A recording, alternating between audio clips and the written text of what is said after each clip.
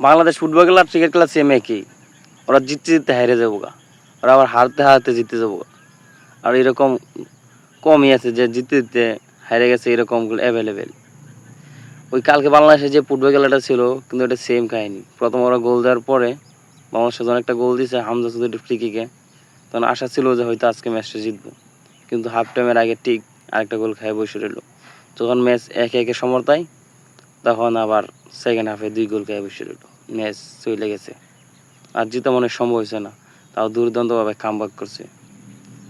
যখন লাস্ট মুহূর্তে 9 মিনিট বাড়ায় দিচ্ছিল, যখন গোলটা করছিল দুর্দান্ত একটা গোল করে, ম্যাচটা অন্তত ভাবছিলাম যে ড্র হইব, একটা পয়েন্ট অন্তত পাইব, কিন্তু না। গোল হওয়ার পর 1 মিনিটের মাথায় আবার গোল খায় বসে রয়েছে। মানে এটার মতো কষ্টজনক বিষয় আর কি হইতে পারে।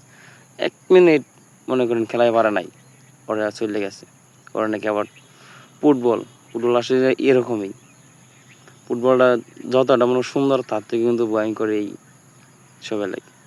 আর সব থেকে মনে করেন ইমোশনাল হয়ে গেছে সবাই।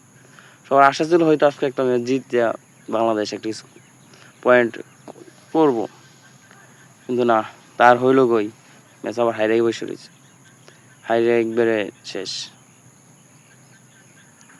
ক্রিকেটে যেমন বাংলাদেশে মনে করেন আবেগ নিয়ে গেলে, ফুটবলও সেম কাহিনী। ওরা একই, যাই কিছু করুক, মানে দিন শেষে ওরা রেজাল্ট হারবই। ওরা অভ্যাস হয়ে গেছে এটা। ক্রিকেটে তো ড্র হয় না, ফুটবল অন্তত ড্রটা করলেও একটা পয়েন্ট পাওয়া যায়, ক্রিকেটে তো তাও না। আর ক্রিকেটের কথা কী বলবো, বলার বাইরে। আর ফুটবলের একটা আশা ছিল যে ম্যাচটা জিতবো, হয়তো কিছু কিছু করবো সামনে, কিছু হয়তো ভালো কিছু করা যাবো, কিন্তু না, সব কিছু মনে করে এলোমেলো করে দেয়। হাজার হাজার দর্শক মাঠে ছিল, সবার মানে মন ভাঙিয়ে দিছে। কোটি কোটি ভক্ত টিভির পর্দার সামনে দাঁড়ায় ছিল খেলা দেখার জন্য, তাদেরও মনে আশা নিরাশ হয়ে গেছে। এরকম এক পরিস্থিতি। ফুটবল বাঙালির একটা আবেগ। ফুটবল শুধু 90 মিনিটের একটা খেলা না, এটা একটা ইমোশন, একটা গেম। এখানে লুকিয়ে আছে হাজারো ছিল ইমোশন ও ভালোবাসা। যদি কোনোভাবে ফুটবলে আসক্ত, তাহলে আমি সেই আসক্ত। যদি ফুটবল কোনোভাবে নেশা, তাহলে আমি সেই নেশাতে আসক্ত।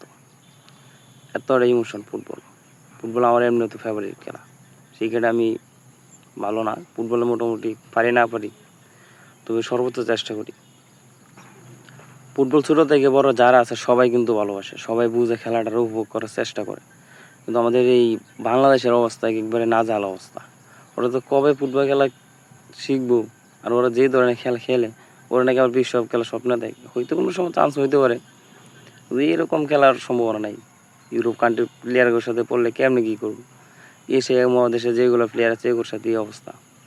যাই হোক, শুভকামনা রইল পরবর্তী ম্যাচ হংকংয়ের সাথে, কিন্তু আবার ওপর দেশে যদি ম্যাচ জিততে পারে, লাকি পয়েন্ট। 3টা ম্যাচ আছে, 3টা ম্যাচে জিতলেও কিছু করার নাই। এদিকে আবার সবার পয়েন্ট একবারে টপে আছে, বাংলাদেশ সবার নিচে।